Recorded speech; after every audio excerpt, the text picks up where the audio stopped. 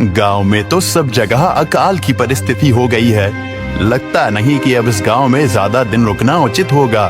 काम के लिए बाहर गांव तो जाना ही पड़ेगा। काम की तलाश में दूसरे गांव की ओर निकल पड़ता है। चलते चलते वह विजयपुर गांव में आ जाता है। वहां उसका रहने का कोई ठिकाना नहीं था और उसके पास कोई काम भी नहीं था। वह एक अमीर किसान जगत सेठ के पास आ पहुंचता है। सेठ जी, मैं भूषण दूसरे गांव से आया हूँ। हमारे गांव में अकाल की परिस्थिति हो, लोगों के खेत सूखे पड़े हैं। गांव में बूंद बूंद पानी के लिए लोग तरस रहे हैं। अगर मुझे आपके पास कुछ काम मिल जाएगा तो बहुत कृपा होगी बड़े भाई। अरे रे, लगता है तुम्हारी हालत बहुत खस्ता हो गई है।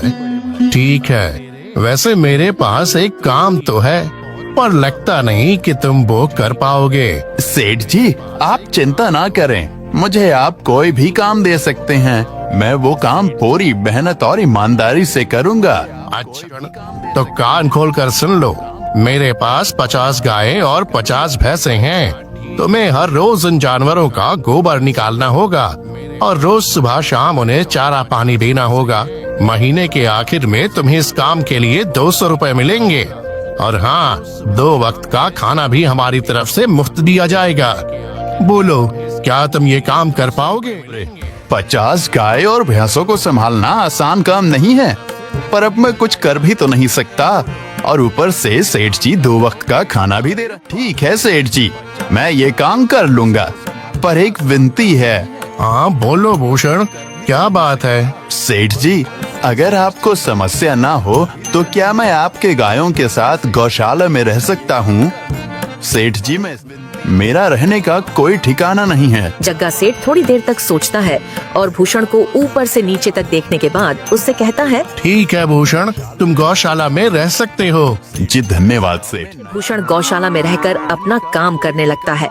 वह रोज जल्दी उठकर गाय और भैंसों का गोबर निकालता, उन्हें चारा डालता और समय पर पानी भी पिलाता था। हर रोज भूषण अपना काम ईमानदारी और पूरी जगत सेठ को भी भूषण का काम बहुत पसंद, क्योंकि वह अपना काम सफाई से करता था। एक दिन जगत सेठ भूषण को बुलाकर उससे बोलता है, भूषण, मुझे तुम्हारा काम बहुत पसंद आया है।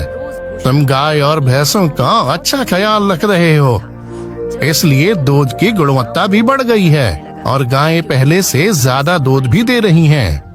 इसलिए मैं आज से तुम्हारी तनख्वाह बढ़ाकर पूरे 400 रुपए कर रहा हूँ। आपका बहुत बहुत धन्यवाद सेठ जी।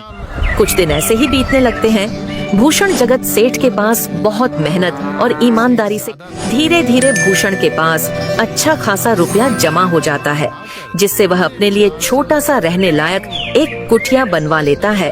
उस गौशाला में सोकर तो नाक से गोबर की गंध अभी भी नहीं जा रही।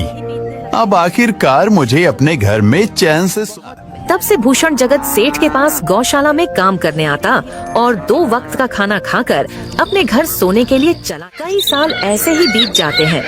भूषण की मेहनत के कारण उसके पास अच्छा खासा रुपया जमा हो जाता है। एक दिन भूषण जगत सेठ से बोलता है, सेठ जी, आजकल गांव में चोरी की समस्या बहुत बढ़ और मेरे पास कुछ रुपए भी जमा हैं जो मैंने अपने घर में रखे हुए हैं, पर मुझे उन पैसों की चोरी की चिंता हो रही है। आपको तो पता है कि मैं दिन भर आपके पास ही काम करता हूँ और सिर्फ रात में ही घर सोने जाता हूँ, इसलिए मुझे रोज उन पैसों की चोरी की चिंता सताती है। बात तो बिल्कुल सही कह रहे हो।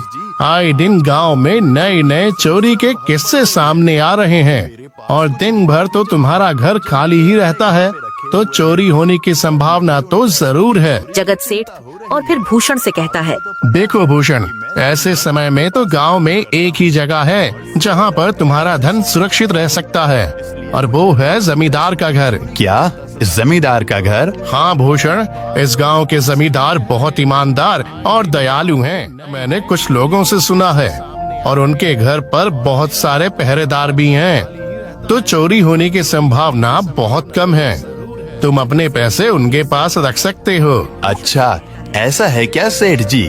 ठीक है, फिर आज ही मैं जमींदार जी से मिलकर बात करता हूँ और उन्हें अपनी समस्या बताता